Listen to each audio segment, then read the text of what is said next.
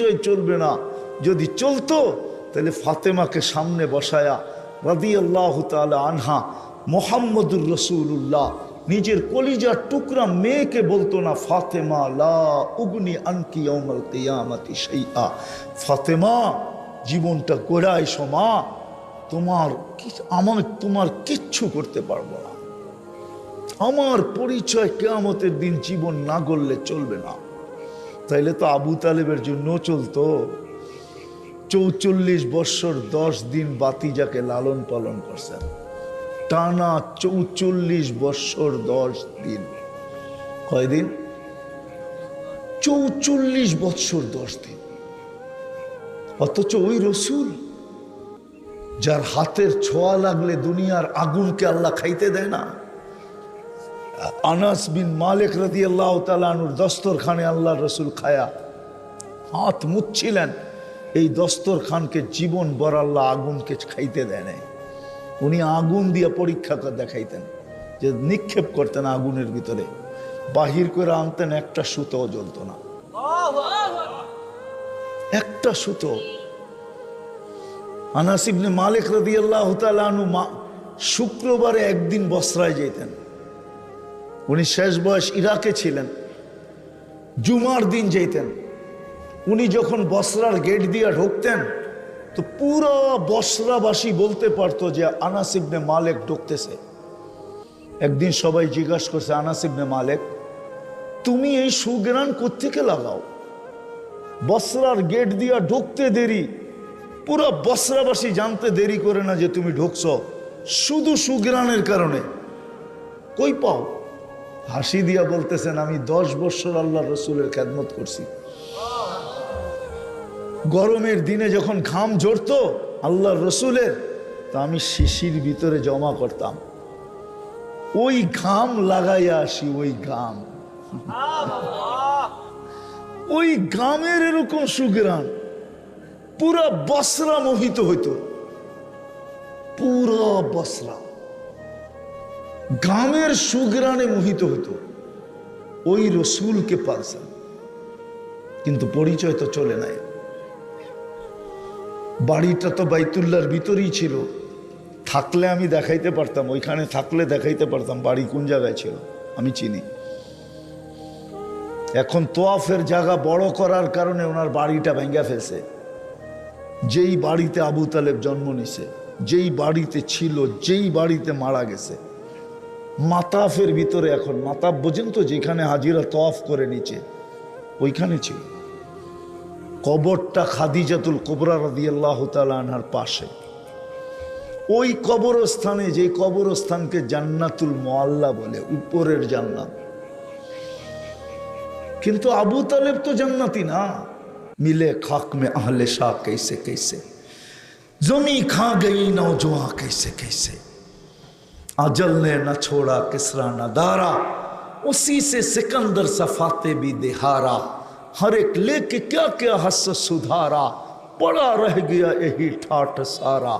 শুধু ঐতিহ্য থেকে যাবে। একদিন মানুষ বলবে এটা সিদ্দিকী সাহেবের বাড়ি, সিদ্দিকী সাহেব নাই, বাড়ি আছে, ঠিক না? সত্য তো? আবার ভিতর থেকে রাগ হয়ে যায় কিনা বন্ধু মানুষ। ঐতিহ্য থেকে যাবে, আমরা থাকবো না, চলে যাব। এই জন্য দুটা করণীয়, একটা হলো নিজেকে গড়া, আরেকটা হলো গইরা রেখা যাওয়া। নিজের জীবনটাকে গড়া, ওইখানে কেউ কারো পরিচয় দিবে না।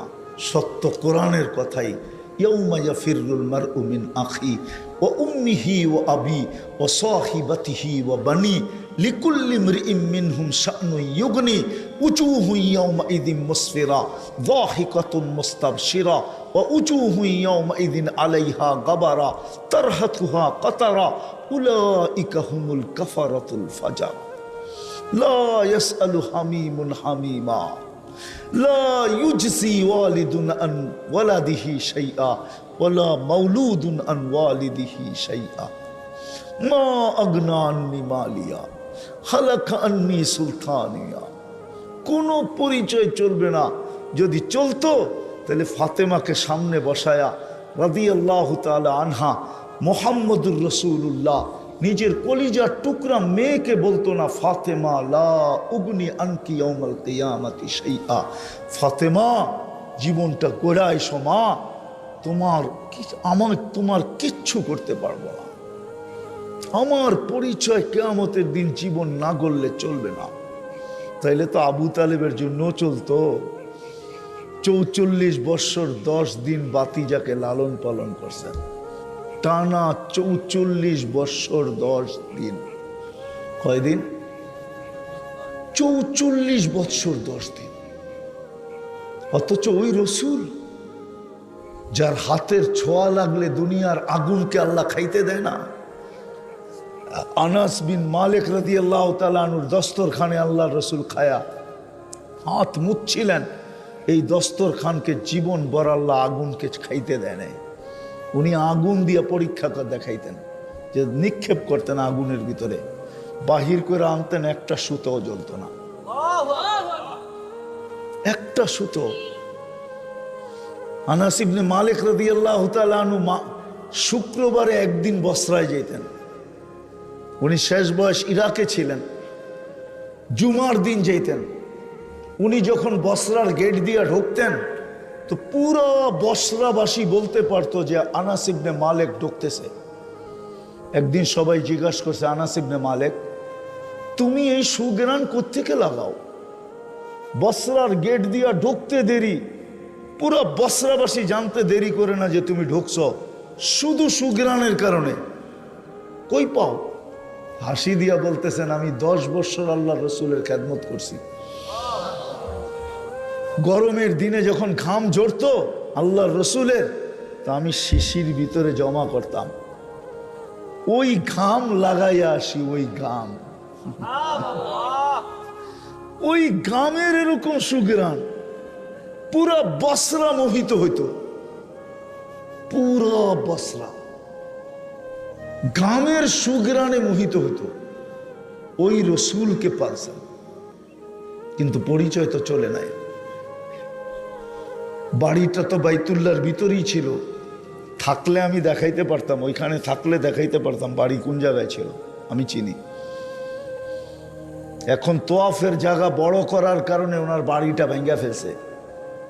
যেই বাড়িতে আবু তালেব জন্ম নিছে, যেই বাড়িতে ছিল, যেই বাড়িতে মারা গেছে, মাতাফের ভিতরে, এখন মাতাফ বোঝেন তো, যেখানে হাজিরা তোয়াফ করে নিচে, ওইখানে ছিল কবরটা খাদিজাতুল কুবরা রাদিয়াল্লাহু তাআলা আনহার পাশে। ওই কবরস্থানে, যে কবরস্থানকে জান্নাতুল মুআল্লা বলে, উপরের জান্নাত। কিন্তু আবু তালেব তো জান্নাতি না। আমি কথা গুছায় নিয়ে আসতেছি,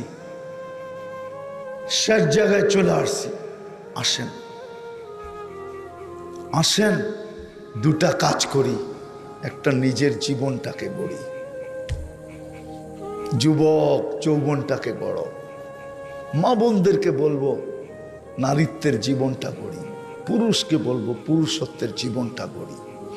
আর আরেকটা কাম করি, গড়া যাই, সেটা হলো যদি আল্লাহ সন্তান দিয়া থাকে, সন্তান যদি দিয়া থাকে আল্লাহ সন্তান, আমি বেশি বলবো না, লম্বা গড়ার কথা বলবো না, প্রাপ্ত বয়স্ক হওয়া পর্যন্ত ওর এই সময়টা সুরক্ষিত জায়গায় ব্যবহার করেন, যেইখানে লাগাইলে সুরক্ষিত হবে, আপনার পক্ষে সুরক্ষিত হবে, আপনার পক্ষে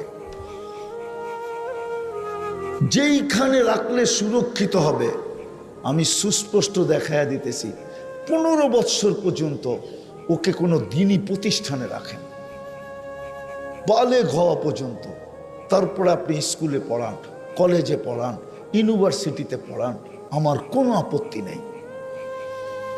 কেন এই শিশুকালটা বালেগ হওয়া পর্যন্ত, প্রাপ্তবয়স্ক হওয়া পর্যন্ত ও যত নেক আমল করবে, এই পুরা 14টা বৎসর আপনার আমল নামায় চলে যাবে অনলাইন ব্যাংকিংয়ে। বলেন 4 14 কত হয়? বলেন না কত? 56, ঠিক না? 5 14 70, ঠিক না? আপনি বাঁচবেনই তো 70 বছর।